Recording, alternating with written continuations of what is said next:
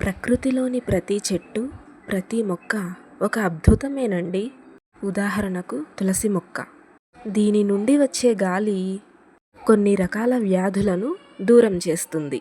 అలాగే యూకలిప్టస్, దీని నుండి వచ్చే గాలి కొన్ని రకాల ఫ్లూ జబ్బులు అంటే జలుబు, దగ్గు అలాంటి వైరస్లను సైతం వాటి నుండి మనకి మంచి ఉపశమనం కలిగిస్తుంది. అదేవిధంగా వేప చెట్టు, దీని నుండి వచ్చే గాలి కొన్ని రకాల బ్యాక్టీరియాలను, వైరస్లను నాశనం చేస్తుంది. ప్రకృతిలో వైరస్లు, బ్యాక్టీరియాలు ఒకప్పుడు ఉన్నాయి, ఇప్పుడు ఉన్నాయి, ఎప్పుడూ ఉంటాయి.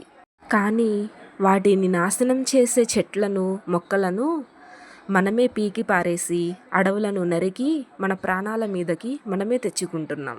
చెట్లు కేవలం గాలిని మాత్రమే కాదు, నీడను మాత్రమే కాదు, మనకి ఎంతో సేవ చేస్తున్నాయి. అవి ఔషధాలు. మనం వాడే మందులు కూడా వాటి నుండే కదా తయారు చేస్తున్నారు. అందుకే మన పూర్వీకులు ప్రకృతిని అమ్మవారి స్వరూపంగా భావించి పూజించేవారు. ప్రకృతిని ఎంతో గౌరవించేవారు.